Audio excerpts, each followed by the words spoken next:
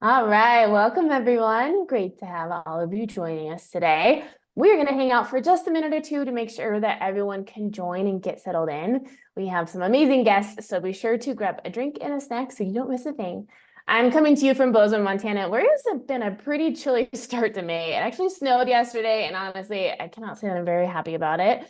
Marianne, it looks like you are in a very different situation. I know you're in Havasu. How are things there? We got up to the triple digits last week, and it's absolutely blue skies and beautiful. Typical Havasu. Oh my gosh, that's amazing. We're still wearing down jackets and you're suntanning. So jealous. Erik, how's the East Coast? It's good. It's a little cold, little rainy, but spring is finally sprung. So we have some green shoots at least. So That's perfect. Yeah, I will say it is starting to green up here in Bozeman, so I guess I can't complain too much. yeah. All right, well, it's just past the hour, so I'm going to officially get us started. Hi, everyone. Thank you for joining us today. My name is Aimee Arnaud, and I am the Director of Sales at XYPN. Today, I'm thrilled to host this event, Ask Me Anything, leaving a broker-dealer to launch an RIA with XYPN members Marianne Nolte and Erik Nero. I have just a few housekeeping items to go over. We have a few pre-submitted questions to start us off, but please feel free to ask us anything you're dying to hear about. Just use that Q&A module. You'll see that on the bottom right of your Zoom screen. We'll be sure to answer everything that you have for us. Also, when the webinar is over, you will see a survey pop up from Zoom. We would love to hear how we did, and also please include ideas for topics you would like to hear about in the future. There's lots out there, and we want to be sure to answer anything that you want to hear about. We host a free webinar every month, so next month, be sure to join us for Ask Me Anything to scale or not to scale your RIA, and that'll be featuring 2 XYPN members, so keep an eye on our events page to register for that. That will be a great one to hear about the evolution of firms, so we're also going to link in the chat for you to register. Finally, be sure to join us on May 7th for a great solution spotlight. What makes betterment for advisors better for planning-focused advisors? This is going to be a really informative session, so you won't want to miss this one. And guess what? You can also register for that in the chat. Last thing, we have a very exciting announcement. The XYPN Live is coming up shortly, kind of about less than 6 months away. That is going to be in Minneapolis in October 15th through the 17th. And if you're interested in attending, you can schedule a call with one of our XYPN success strategists. We've got a code for you for $50 off your XYPN Live pass. So be sure to connect with us and get that code. All right. Enough with the logistics. Let's get to the reason you all are here. So Marianne, why don't you start us off? Will you just tell us about your career in with the broker-dealer, where you came from, why you wanted to make the switch to owning your own RIA, and what things are like for you now? Okay. My name's Marianne Nolte. My firm is Imagine Financial Services. I'm out here in Lake Havasu City, Arizona. I was a career changer. I had my own business for 30 years, totally unrelated field. And because of my parents' health, I came into this industry and ended up with a passion for planning. So after 30 years of being self-employed, I decided to join a small boutique firm back in San Diego. I was with them for 5 years, and so 5 years of employment in my life. And at the end of that 5 years, I realized it was time to go and time to do my own thing. And because I've always been a business owner, that was not a scary leap for me. So that part was easy. And I know that that can be frightening for a lot of people to, oh my gosh, you're responsible for yourself now. That part was not scary. It was all of the compliance, logistics, and the being on an island, not having connections with people.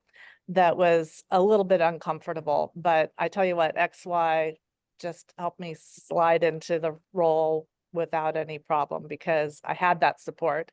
And one of the neatest things about joining XYPN was that I initially got on a cohorts call. I think it was through one of Arlene Moss's workshops. And we've got a cohort group of 7 of us that still meet every Monday. And we joined together during COVID.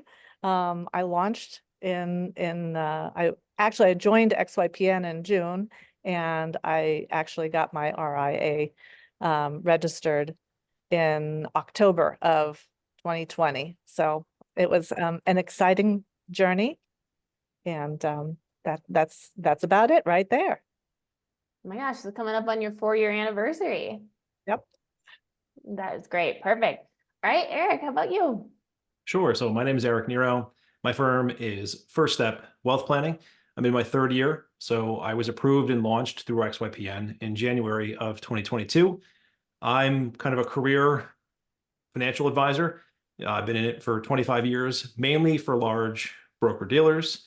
I also had a short stint with a boutique investment management firm with a firm that's local to me. So I've seen a lot of different things throughout the industry.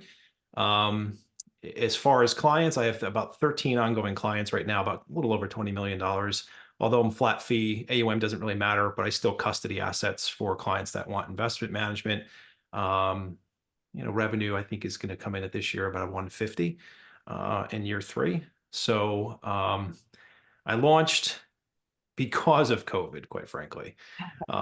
So the broker dealer I was with, this was coming back from my institutional stint. And so I didn't have any clients. I left to go institutional, went out of private wealth, but I had maintained contact with a number of people who I really love and loved working with during that period of time. And so the broker dealer I came in through was gracious enough to give me a seat, but then COVID happened and then there was no resources. So I didn't really see why I should give up 70 cents of every revenue dollar for no real estate, no backup, no support, no nothing. And then also I think it really just came down to, which I knew from day one, is that it didn't really match my value system and what it is that I wanted to do and how it is that I wanted to help clients. And I wanted to really do what I wanted to do from a marketing perspective, which was almost impossible where I was before. So it's been an exciting 3 years. So I didn't have the entrepreneurial background. So yeah, I was scared of everything. So it's been a vertical learning curve over the last 2 and change years. But the growth as a result of it, both professionally and personally, I would never be where I am today if I hadn't have done what it is that I did, 2.5 years ago. And I think XYPN has just been so helpful with respect to all of the resources that I haven't even really scratched the surface with, but what I have used has been instrumental with respect to getting me to where I am now. Perfect. No, that's really helpful. So I think a big thing that people get curious about is what can you start doing while you're still working? So maybe we can talk about that transition period of like, when did you start to think about leaving your firm, launching your own RIA? Did you join XYPN and start working on stuff? Did you fully leave and then start? What are some of the pieces that you can start to put together while you're still bringing in that lovely little salary? So Erik, do you want to talk us through that? Sure. So for me, it was a little over a year. I'd made the decision. Like I said, COVID really had a lot to do with that. And I was just getting very, very tired of how the firm operated. I just couldn't tolerate the culture any longer. And so I had been listening to, XYPN radio and the Success podcast and really getting a lot of information from other people who had done that. So I really took my time because I wanted to make sure I did it right. And I wanted to make sure that I'd have as smooth a transition with as little as a hiccup as possible.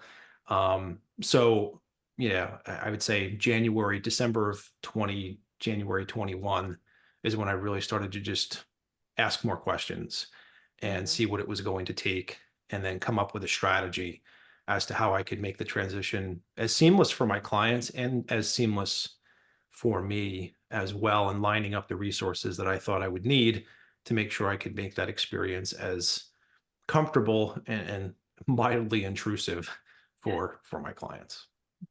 Great. No, that's really helpful. And so you stayed with your company this isn't just about XYPN for anyone that's like going to be working on initial registration. So you stayed at your company and started working on initial registration while you were there.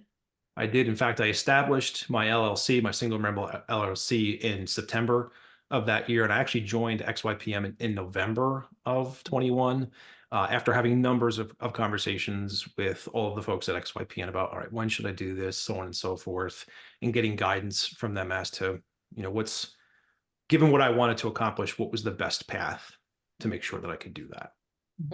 And so obviously not telling your firm that this was your plan. No, So at no, what point did yeah. you tell your firm, when the U4 was filed, or how did that like separation part look? Yeah, right on the same day that the U4 was filed. So I was lucky enough where the state of New York approved my RIA on a Friday, and that was it. I sent an email since we were still remote. So I said, okay, this is my notice, and that was it. Great. So the state of New York, did they approve it the same day your U4 was filed, or like what was the amount of time that you in working with couldn't do XY business? Compliance, they had kind of sent everything that they needed to New York in early December, just to see if there was anything that was going to be necessary. Nothing was. They got around to it, and they, compliance, XYPM compliance group reached out to me and said, "Hey, this all looks good." And so January 14th, I think it was, if I remember correctly, everything went through, and that was my go live date. And I said, okay, Very cool. thanks, but leaving. And how long in total, last compliance question, how long in total did it take from start to finish of working with XYPN to when you were approved by New York? I would say 2.5 months. I was, I really got into it in November because I didn't know anything. I mean, I know a little bit now, but I didn't know anything then. And so I was really just trying to get all of that right. So, 9-10 weeks, which I thought was really, really fast. So that's great. Perfect. Thank you. Okay, Marianne, let's talk about your transition. Like, how long was this on your mind? When did you start with XYPN?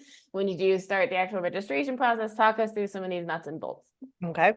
In 2019, January 1st, 2019, I decided I was going to start my own firm, but I was staying at the broker dealer.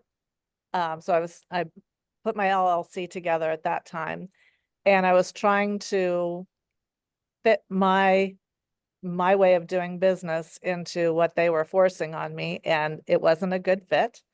And so in 2020, I ended up getting my CFP on the last day of the March series, March 13th, Friday the 13th. And then they cut the rest of the group off from getting their CFPs that's go around. So with that, I had that confidence to say, okay, this is not a good fit over here at BD World. And I, like Eric, I've been a big fan of XYPN, Michael Kitsis, the whole spiel for years. And I had talked with a fella named Caleb Paddock on, I had reached out to him about an online estate planning group. I had seen some posts from him on LinkedIn. And so I messaged through his website, and he picked up the phone and called me. And he said, you know what, from what we're talking about here and what you're doing, you really need to reach out to XYPN. He said, that was the best thing I ever did, and it's going to benefit you with the types of things that we were talking about. So after that phone call, I literally went to XYPN and I started my paperwork. I'm one of those rip the Band-Aid off people. You cannot wait for everything to be perfect, because nothing will ever be perfect. And so I charge forward when I see something that's right for me, then I know it's the right fit. And I knew that my broker dealer situation was not the right fit. And so I just charged forward. I believe I met with XYPN in June, And October 13th, 13 is my lucky number, I guess. October 13th, I got my RIA approved and I submitted my U4, and my broker dealer said, thank you so much, but you no longer exist. And that was just fine with me because I was already up and running. And that's about it. Yeah, it was just, I kept on plugging along, and for me, it was a great opportunity with my clients because I love to have a reason to reach out to them and to communicate. And so it was exciting to say, hey, this is what I'm doing. They've always been very supportive of me because I'm very supportive of them. And they know I'm passionate about my business. So none of my clients were, flapped by this at all. And so I made the merge over to TD, and I'm kind of a machine. If I've got something that I need to do, I just check the boxes, and the transition to TD was pretty harmless.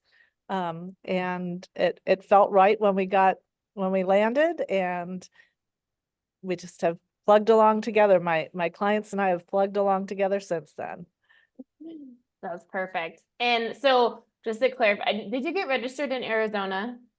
Yes, I Okay. actually originally was registered in California in Okay. 2020. And so just in September, when we moved out Yep. here, that's when I got my Arizona registration. And Crystal over at Compliance is just ace of the base, and she makes everything easy for me. So I'm very appreciative of the compliance department. Absolutely. So in 2020 in California, if I heard you right, it took from like June to October to get registered. Yeah. Okay. COVID Gotcha. was going on. And so Yeah, like sure. everything was slow motion, Yeah, and yeah. every client out there, prospect, I should say, every prospect out there was thinking about the money issues that Mhm. impacted them because of COVID. So it was just this really, I think about how some people came into the industry in 2007 when everything was rosy, and then bam, the whole world, came into this big 2008, 2009 issue with the market. And was it hard for those advisors? Probably. But was it an opportunity?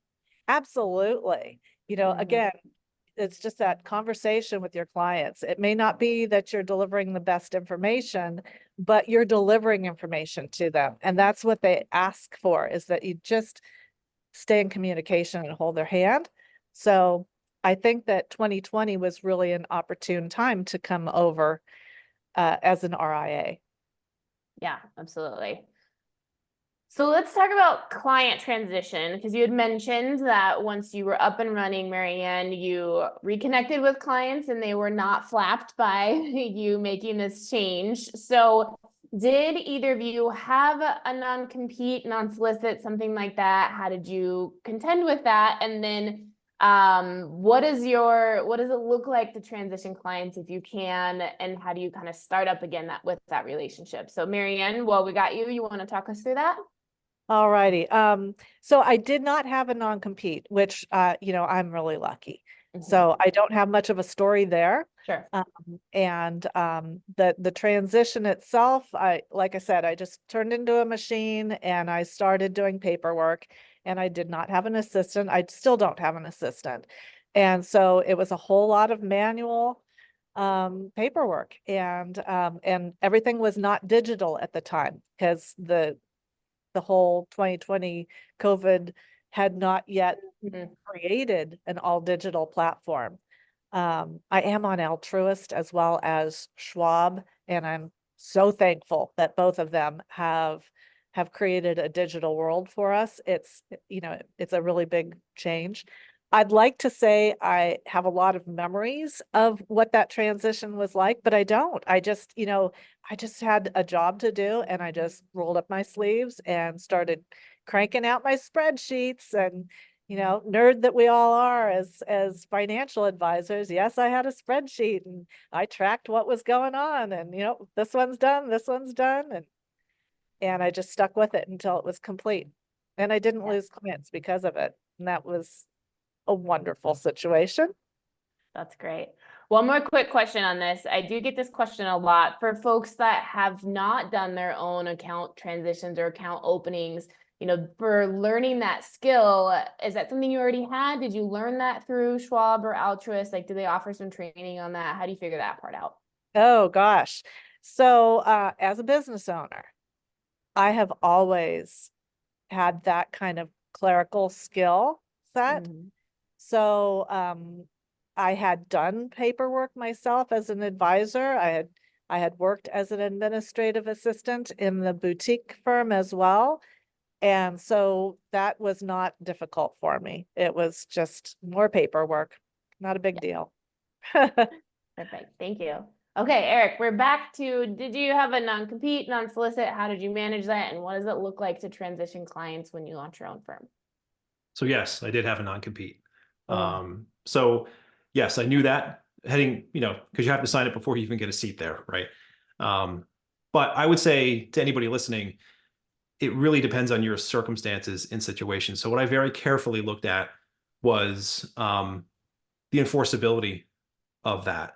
And I know that there are firms out there that will help look through and do the legal aspect. I chose not to do that simply because I had a fairly simplistic, only about a dozen or so people that I had known from my prior private wealth management life.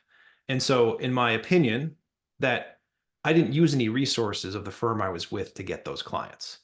So I don't think that they could have made a true claim that, or those are our clients just because you signed this piece of paper. So that was a risk I was willing to take. Because what happens is, like, as soon as I left, you get a temporary restraining order put on you, and they look to enforce that gag order basically on you. What I did instead is I talked to every single one of my clients months in advance to let them know, which is a big no-no, right? This is not something that you do. I was with a non-protocol firm, but I was in the midst of doing things for my clients or retirees and soon to be retirees. And I couldn't disrupt certain aspects of the process. Plus, I didn't want there to be some type of surprise because I've been in this game long enough with a lot of broker dealers, and I know exactly what's going to be said when those other phone calls go out by the brokers who end up kind of getting these new accounts assigned to them. So I didn't want any of that confusion. I wanted them to know exactly what was going to happen and when it was going to happen. And so I told them, I said, hey, January sometime is when this is happening. I use Schwab because by the time I came to XYPN, Schwab was the platform. I have nothing but good things to say about Schwab. During my tenure in private wealth, I've never had like a team or assistant, so I'm used to doing all of that administrative work. I was lucky enough to have DocuSign and everything else at that point, but it still took a lot of time. So I think kind of looking at it from Genesis to where it is that I was kind of after everything landed, I would say I reached out to clients shortly after I established my LLC, which was September, October of 21, and let them know of my intentions and what's going to be happening. And they all came with me after years of me not being around. I was with an institutional firm. These people, were not necessarily all that thrilled with where it is that they were at the time and said, okay, I'm willing to do that. So it was just a very frank conversation. Here's what I'm doing and why. And my reason was the firm that I'm at just doesn't match my values. And they're not allowing me to serve you in the way that I know you need to be served because they just want me to crank out product. And if I don't, then I don't have a seat there and you're going to be dealing with somebody else anyway. So everybody understood that. And we're actually supportive of me going into this endeavor and really we're excited for me and for them to move into this endeavor where they're not necessarily with a large firm because not a single one of them cared about the brand that I was with at the time. Not one. So that's my circumstances. I think anybody else in that spot has to really do an assessment to say, how long have you been there? What resources of the firm did you honestly use to acquire those clients?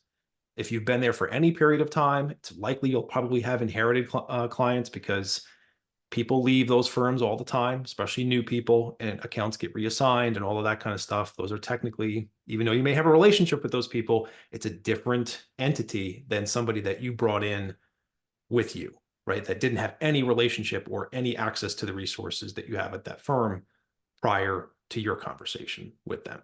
So I did that. I made that decision to take that risk. Everybody knew what was going on. Schwab was fantastic.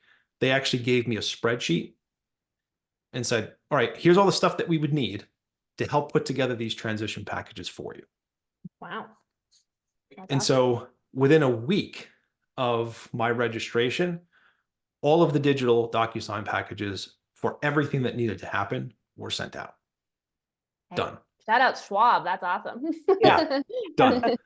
So that made it a lot easier.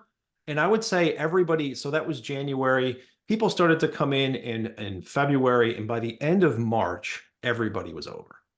But it was a lot of work. Same thing to Marianne. You know, it was every day going through, here's the DocuSign. Okay. It was, you know, at that point, it was a new technology for a lot of people. So just getting used to all of that and then getting up and running and then everything moving over, landing in the appropriate place, and then being able to use the resources so they could view everything the way that they had. So I was careful about being able to craft an experience utilizing, you know, software that would be able to give them the view that they were used to when it came to their assets. So like I said, you know, highly situational, look at your situation, consult somebody who is a legal expert with respect to your non-compete agreements, especially for like the big brokerage firm, because I was with a big brokerage firm. They are going to try to scare you. You know, I got legal letters, I got, you know, threatening letters from attorneys, but you have to know your rights. And I just ignored them because they had no leg to stand on. I didn't do anything wrong. My clients chose to move. And so they did. All of the ones that I really wanted. I didn't tell everyone, right? So there were some people that I was like, you know what, when I'm gone, that's it. I just, you know, I thought it was going to work out when I brought them on, but then I kind of found out what kind of person they were, and it's fine. So I got everybody that I really wanted to work with to come with me. And it was a lot of time. I do remember it because it was very long days, meetings back to back to back to back. And it was all administrative. And so that was really the first 2 to 3 months of getting on board and making sure everything landed appropriately. Right. No, that's perfect. So I'm going to drop a link for folks who maybe don't share Erik's confidence about their rights. If you do want to talk to a lawyer, we have a referral. His name's Chris Stanley. You can schedule a consultation with him and then see if his services would be a good fit to have him help you review your employment documents and just figure out what this transition could look like legally for you. Then put that in there. Another thing I'm going to drop real quick is a blog that we wrote on broker protocol. I think this is really helpful for people thinking about this transition. So I'm going to put that in the Zoom as well. I want to answer a real quick question that we had in the Q&A. So someone asked, is that the day you must notify your employer, the day that your U4 is approved? This is a nuanced answer. Kendra, I see that you're on the call, so correct me in the chat if I get this wrong. She's on the compliance team. So it's gonna vary by state what this will look like for you. So in general, when you start the initial registration process, one of the things that you'll have to do is register your entity with your state, and that is public information. So it could depend on your firm with like how much money they have to spend on mitigating this kind of transitions, that they could be looking for, you know, you as a registered agent. So you do have to be aware of that. Seems unlikely, but you just never know. There are firms that do have the kind of budgets to be looking for that. For many states, as you're working through initial registration paperwork, we can submit the ADV and the other documents that are required by the state before your U4 is submitted. So the state can do their initial review of those, the majority of the documents, and then file the U4 after that. And so it does shorten the time frame, not to 0. There still will probably be at least a few weeks in between when your U4 is filed and when you are approved. So the U4 is the triggering event to your employer because they need to file a U5. So that is for most folks when they notify their employer is when that U4 has been submitted. So certainly if you want us to talk to you about your state individually, then, Kendra's going to help us out in here. She said submission of the form U4 may notify your current firm of your pending application elsewhere. Some states will perform the regulatory review without the U4, and others will require the U4 to be submitted before the regulatory review will begin. So if you do have a question individually about your state, connect with someone on the sales team and we can get your questions answered. So sorry to derail us on that. Just wanted to give him a good answer. I know this is a big concern for folks. Okay, so we've got our firm registered. We brought our clients over. One of the things I want to talk about is your runway for when you started. So how did you make this decision in terms of how much money did you set aside? And then how did you answer some of the big questions like health insurance, some of those other pieces? So Marianne, do you want to talk us through that? Sure. I did have money set aside, and it's funny, when I joined the little boutique firm, the founder of that firm, I started as an administrative assistant there, and I was sitting in my office one day about a month after I had started, and he walked in and he said, "So you're not going to be sitting back in this office for very long, are you?" And I said, "Well, what do you mean?" And he said, "Well, I can tell that you want to do this. You're gonna eventually go off on your own." I said, "Oh, absolutely." And he goes, "Well, you stay with me for 2 years and I will get you registered." And so I ended up staying with him for 5 years. And I guess I'm just kind of trying to set the stage here, but oh, shoot, where was your original question? So what is the runway that you felt like you needed in terms of savings, and how did you solve for some of the big questions like what I do about, my 401k or health insurance, that kind of stuff? Yeah. So my husband, is actually, he's got fabulous health insurance, so that was never a problem for me. And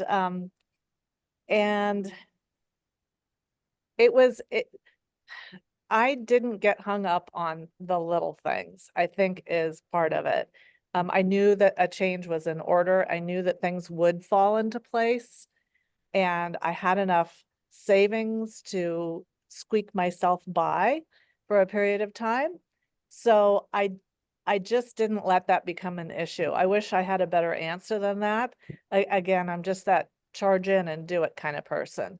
I didn't let myself overthink and go crazy with teeny tiny numbers. Does that make sense? Yep. Yeah.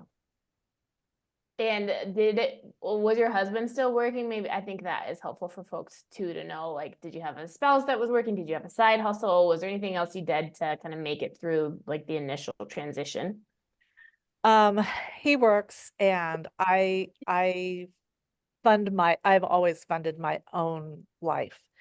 Sure. Great. So I have not been married and taken care of. I've been Right. married and Absolutely. doing my own thing. Sure. And so like I said, I had the money set aside to do it. I had thought about it a couple of years before I did it. And then I did start my own LLC the year before I launched. And so I had already put my resources in place, and just crossed my fingers and told myself I was going to just do it. And I did. Okay. Perfect. Hey, Eric, how about you? What did your runway look like, and how did you answer some of those big questions about entrepreneurship? Sure. Well, I'll start with what I would suggest to people, and then I'll Okay. tell you my story. So I would suggest, certainly, when it comes to healthcare, health insurance, savings, make sure that you have some runway. I would say at least 2 to 3 years of maybe savings, especially if you're starting brand new. No clients, no leads, no prospects. It's just going to take time to get moving. If you have, if you're on this call, you probably have some clients to figure out who's likely to come over and what kind of, do you have an AUM firm? Do you have a flat fee firm? Like, try to project where your revenue is going to come in and how that's going to cover costs. XYPN is a great value, but it's a monthly cost, right? You need to know to keep up with that. And so when I launched, I guess it gets into my story, which heck, I'll just share. So when I was with the boutique investment management firm, I was a partner. I was doing very, very well. I have 3 children, one who was graduating college in 2 weeks, one who was a freshman in college, and one who was in middle school still. And so about 5.5, 6 years ago is when that all ended for me. The boutique firm, active management, saw AUM kind of walk out the door, and I was kind of first out. which was actually good because I got 85 cents back on my partnership dollars. But I saw my income go to zero. Now my wife works, but not in a capacity that provides health insurance or anything like that. So step one for me was, all right, where do I go? What do I do? What's the next step for me? And serendipity being what it is, people actually started reaching out to me about a month or two after that event happened. And I was like, well, I have no idea what I'm going to do. Like, just untethered in space, floating in the blackness, no idea what to do. And so the universe basically said, okay, here's some people that are interested in still working with you as far as private wealth is concerned. And the more I heard from them, the more I'm like, you know what? I remember so-and-so. And I just kind of in my phone was like, all right, it's been like 4 or 5 years since I spoke to these people. Would they be interested too? And what I found out was like, yeah, there was a bunch of them that were like, yeah, let's get together. Let's grab coffee. Let's talk about, yeah, that sounds exciting. Where are you going to be? Well, I don't know yet, but here, here's what I'm thinking of doing. The runway aspect of this, the point of this whole thing is I had to expend a lot of my personal resources in that transition phase. And I'm, kind of still in that phase. So really in January of 2014, I spent my last dollar on my last day buying that XYPN membership. That was it. It was all there was. Done. Over. And so that's why it was so critical that I had this transition move quickly, which it did. That's why I reached out to my clients months in advance to let them know this is happening, because I wanted to know exactly what was going to happen, because otherwise I would have died.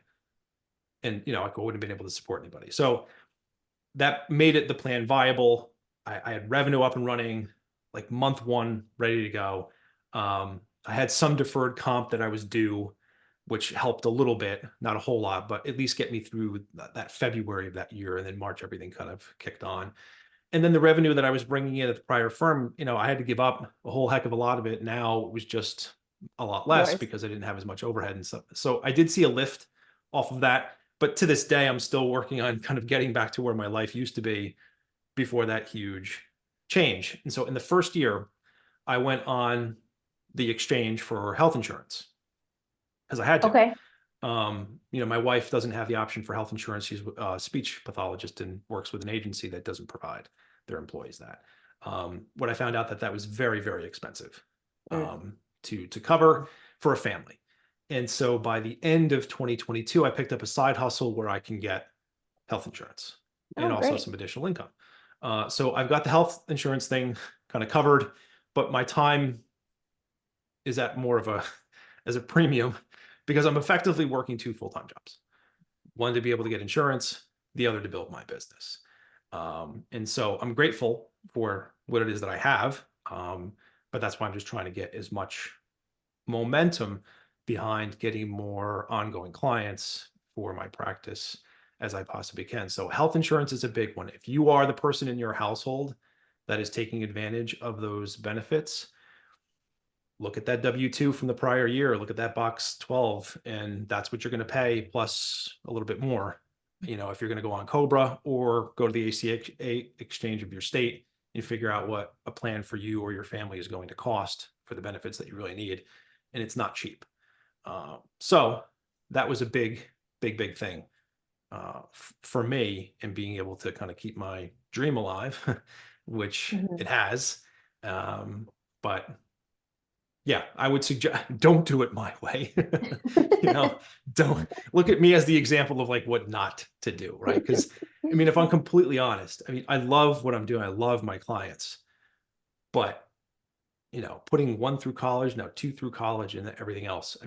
I've got a big row to hoe when it comes to getting back to where it is that I need to be. And so that puts a lot more pressure on me for my RIA to be where it is that it needs to be.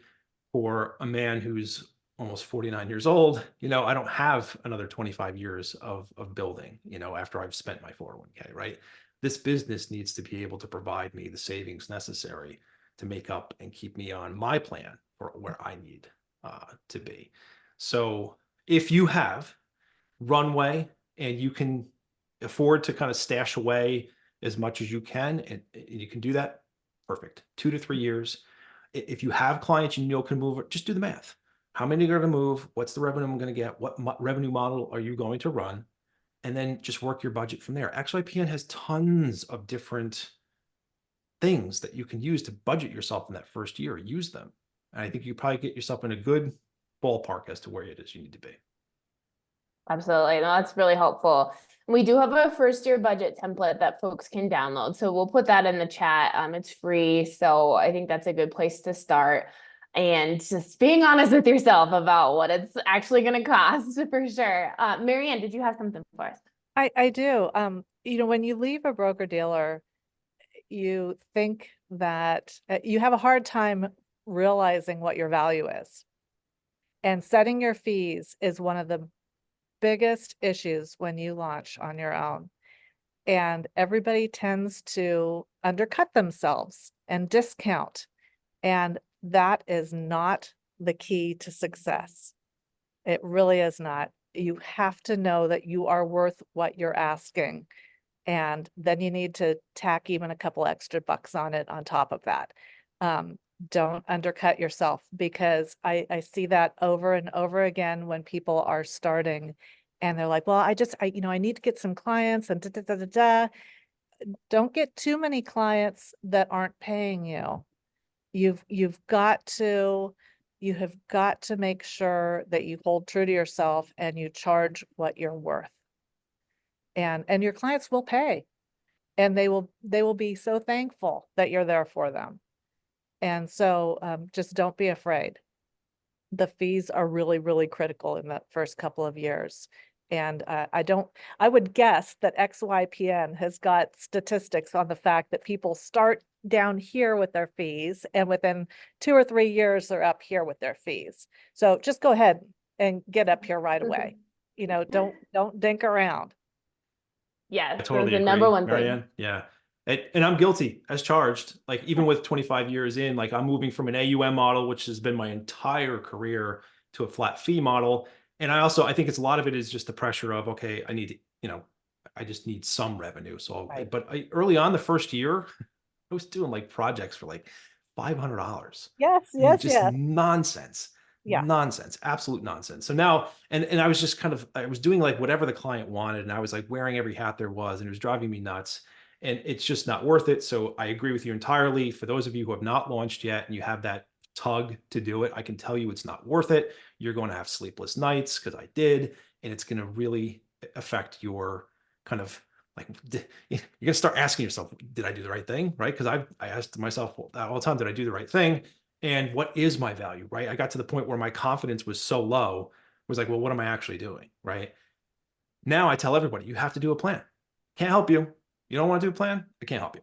Yep. And then for the plan right now, what I charge right now, which I think is the sweet spot, because nobody has said no, maybe I should bump it up a little bit more, is $2,400. And then I move to an ongoing fee, which usually starts at like, you know, $850 a month, because I work with people who are retirees and they typically have 7 figures or more worth of assets. So, okay, nobody blinks an eye at this point. So it's knowing your value and knowing, and that's maybe the hard thing. If maybe you haven't been in the industry long enough or haven't worked maybe with enough clients, there's that imposter syndrome. I'll tell you right now, I've been doing it for 25 years. I still have imposter syndrome, right? But I've recognized that our clients don't need us to know everything. Mhm. And a lot of the push and pull is, I think, my commentary and opinion about social media certainly is going to come through with this comment, but with all of the noise that is just piped through LinkedIn and all these social media about, like, every advisor wants to out advice the next advisor. Like, I'm the smarter advisor. I'll tell you right now, if that's your game plan as you're looking to launch and you're just going to be the smartest person in the room, you're going to be the loneliest person in the room, right? You have to care about the people. It's all about the relationships. And if you understand what's important to those people as human beings, you can help them better with their money. And that's what they're going to pay for. It's like that stupid cliche. People, you know, don't buy what you do, they buy why you do it, right? So it comes down to the why story. And if you can articulate that and then just confidently say, yeah, you want that? Here's what it's going to cost. Mhm. Even all right, depending upon where you're from, even if it's more than the advisory firm down the street from you, you just have to tell the story in a way that provides confidence in the fact that those people are going to get what it is that they're looking for, which is they want to be cared for. They don't want to be told what their numbers look like up down sideways. They Right. want to know, is what I'm doing okay? Am I going to make it? Like, am I missing something? That anxiety is real. And so if you're working with people maybe early stage, that's a totally different animal, but it's still the same level of anxiety. They just have anxiety over different things versus somebody who's 65 and like, all right, I'm not working anymore. What's my place in the world? I've got a couple $1 million and I don't know if I can spend any of it because I'm so used to putting money in. I hate taking money out. That's bad. What do I do? Yep. So focus on who you're going to focus on. And that changes too. Mhm. I thought, quite frankly, I was going to work with people like second generation who are going to put their kids through college because my kids are going through college. What I found out from doing it a number of times, I'm like, oh my God, I can't stand doing this. I hate talking about it. I'm like, and when my kids are out of school, I never want to think about college ever again. Right. So, but I did it. Right. I did some plans for people. And it was like, I just recognized that I didn't like it. All right. But I really like talking to people about how it is that they can take money out of their savings in a way that's going to give them the opportunity to feel the way they want when they retire.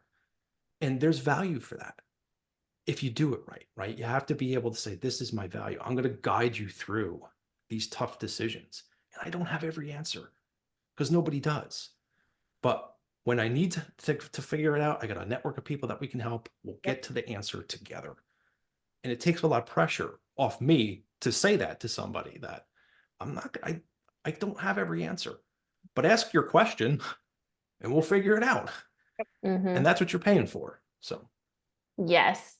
No, I really appreciate that. And I think what you're saying too is that the way that you communicate your value is going to change too for your clients. I think specifically for people that maybe came from a big broker dealer, have a couple in mind, that what they offered is going to be very different than what they offer now as an independent firm owner. So practice, conveying that value in a way that's going to mean something to the clients that you work with, because it will be different now, which is what you wanted.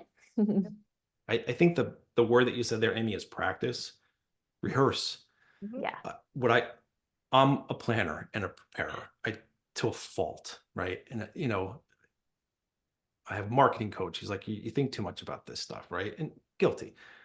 But I practice what I'm going to say. I practice going through the tools I use because for me, that gives me confidence. For me, I know there's others, and I've worked with so many people in this industry that they just have confidence like out of nowhere, and they can just kind of do it. And even when they're wrong, they sound right, and people do it. So, but for me, I like to rehearse. In fact, I heard a great story. The firm I was with, one of the senior leaders of that firm in a big metro area was talking about one of their advisory teams actually worked and has Jerry Seinfeld as a client. So Jerry Seinfeld actually did like a private screening of a new segment of stand-up to this group of this office in New York City. And so this person was there. And so he was working on new material. And so, they went through it, had a great time, perfect evening. I mean, who gets to do that, right? I mean, you're in a small room with Jerry Seinfeld listening to new stuff from Jerry Seinfeld. I mean, like, he died and gone to heaven. But he asked Jerry specifically, like, how many times have you gone through that routine? And instantaneously, he said, that was my 151st time. It sounds good and it sounds funny because he rehearses it over and over and over again. I think financial advisors, and this is what I look to do as well, need that same level of rehearsal because we're all performing in a certain way, right? When it comes to clients. And so we have to perform in a way that we're very sensitive to the feedback we're getting non-verbally from our audience, right? And if we're good at picking up those nonverbals and we're good enough and practiced enough about what our routine looks like, we can fit the different activities we need to what they're giving us in those nonverbals and be able to give them the confidence that ultimately they're looking for, which defines our value, which you can't put a number on, right? Because it's going to be a number that's different for me, that's different for Marianne, that's different than any other financial advisor. But I think that's probably the hardest thing. It took me years to figure that out because probably for the first 15, take that back, first 22 years of my career, right? It was probably just like, all right, know all this information, know all these functions, and these functions are going to help people live better lives. Well, the function's the last thing. The function is only there just to get something done. It's what's important about that to you. And then how do we get you to that place? And then the functions take care of themselves. And with AI coming, I think all the functions are going to be available to anybody everywhere. So I'll get off my soapbox at this point. Yeah, I was gonna say, we don't have time to bring up AI today. No. There's only 10 minutes left. No. Be careful. No, I really appreciate all of that, Erik. Thank you so much. We have a couple of questions I want to make sure we get to. So we did have a question about comparing compliance at a broker-dealer versus what you're experiencing now. So do you outsource compliance? Do you use XYPN? How do you manage the compliance tasks you need to complete every month, quarter, and year? Marianne, will you kick us off? Sure. I actually really liked my compliance department at the broker-dealer. The two people that I worked with were really awesome. And they were so encouraging when they did finally get that I'm leaving phone call. And so I do appreciate that a lot. But XYPN has just knocked it out of the park. I mean, everybody on the compliance team has made everything so smooth for me. And templating, everything's templated. You can change things so that it's in your own voice, but that you're staying within the guardrails of what you're trying to accomplish on whatever it is, your ADV formulation, your client agreement, etc. It's already been crafted. You don't have to reinvent the wheel. You have to just fill it in so that it fits you and your business. So that part's been awesome. What was the rest of your question? So how do you manage it? So do you use like a smart RIA? How much time are you spending on compliance every month? What does it look like for you? Yeah, I do use Smart RIA. I keep it up to date at the beginning of each month. It drives me insane because every Monday I get that reminder and I don't want to see it. So I know that I do it at the beginning of the month and then I can just delete for the rest of that month. I don't have to think about it again until the beginning of next month. So that's just my own personal habit. And yeah, I haven't been afraid of the compliance because it's been so well supported by XYPN. It really has. And I think that the reason I'm talking about templating is along the lines of what Erik was saying, is that you have to practice. So if you have everything in your business templated, whether it's all of your compliance documents or it's how you hold your surge meetings for client reviews, which I just did in the month of March, and I was so glad I had practiced, and I realized that I had created this awesome compliance tracking mechanism of my March reviews, so that when I get audited, oh, how did my reviews go? Oh, here you go. And I've got my nice little stack of information, digital stack, of course. But it's all right there, and I can just go right to it. And I know that the auditors are going to be quite happy with that. So take advantage of thinking through what your presentation is and then creating a template for yourself. Utilize as many as you can as an outline that are on XYPN, but just get everything all templated in your business. And then it becomes very automated.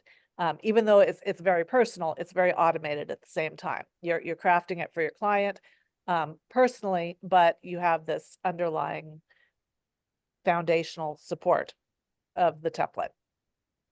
That's great. And stay on top of it, I'm hearing Oh, too, because it will pile up. Absolutely. Yeah, don't let your bookkeeping, do not let your bookkeeping go astray. Get your QuickBooks or Wave or whatever, and make sure you stay on top of that on a monthly basis.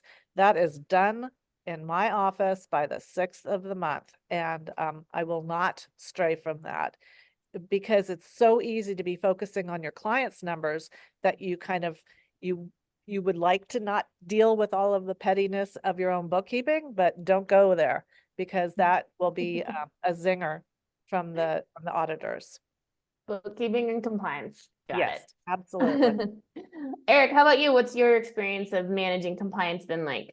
Yeah, I think, I echo a lot of the things that Marianne said. Bookkeeping, I use XYPN books for that, just because I don't have time. and I'm willing to pay to get that all done.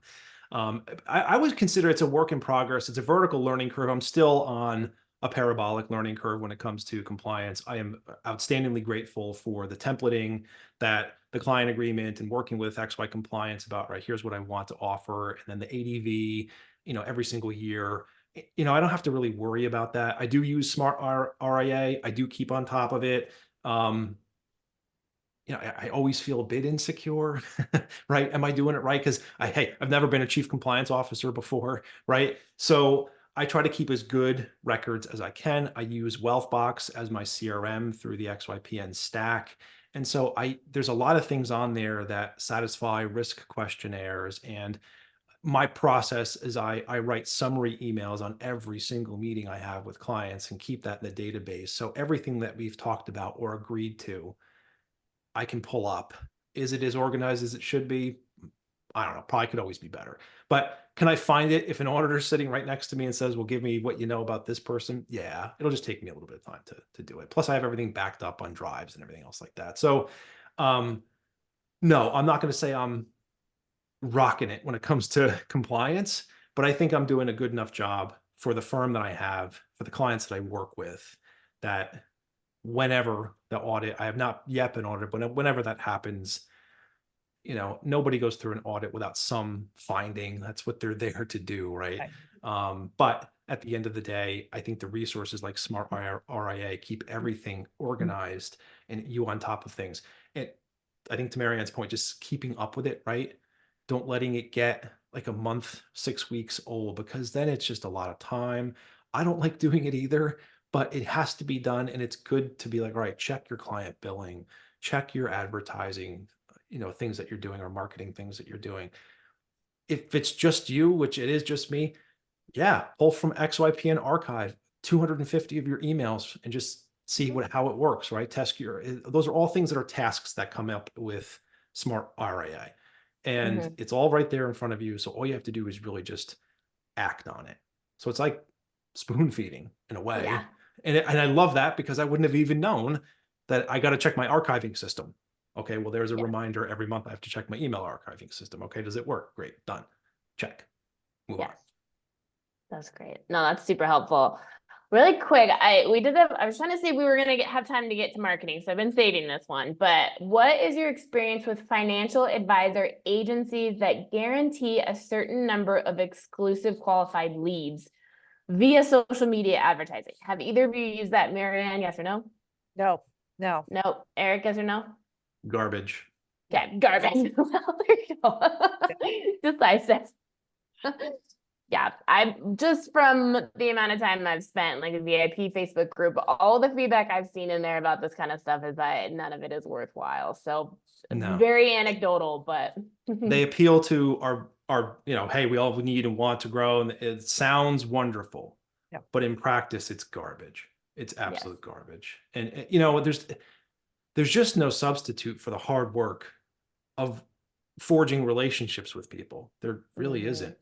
Some people, there's plenty of people on the Success podcast that have been absolutely outstanding with their marketing and getting introductions and establishing relationships with people. And it's great to hear how they're doing it. Me and my journey, marketing is not my strong point. All right. I'm really good with my clients, but doing some type of social media, which I've kind of dipped my toe into. I hate social media. So I can't be expected to perform well on social media if I detest it in the first place. So I just have to find a different way that is going to be consistent with where I feel comfortable, or where I feel as if I could be successful, versus the noise that is just, YouTube and everything else. So so don't waste your money is what we're telling you. No, there's a lot of siren songs. And a lot of them are just peddling a lot of, cookie cutter stuff that nobody's going to read. It has to come from you. People buy you. They're not going to buy a ghostwriter. They're not going to buy, the 16 posts that you put to your social media feed every single day. In fact, they're going to more likely ignore you, in my opinion. Totally. Well, people are out there that probably say, yeah, hey, I did it and I have a great business, and great. All right, that's your method. But I think for the vast majority of people that pay for those services, they're not getting the lift. I hear you. Okay, last yes or no question. Would you leave your broker-dealer and start your firm again? Marianne, yes or no? Yeah, All day, absolutely. every day. Uh-huh. Eric, how about you? In a heartbeat, yes. Perfect. Well, thank you both so much. This was amazing. I hope everyone came away feeling good about this transition. If you want to learn more about XYPN, please schedule a call with one of our success strategists. We can talk through this with you on all the specifics of your situation. Don't forget to fill out that survey for us. Tell me how we did, what we can do better, and what you'd like to hear about next time. And Marianne and Eric, thank you so much for your time today. Thank you, Thank Aimee. you. All right. Thanks, everyone. Have a great rest of your Wednesday. We'll see ya.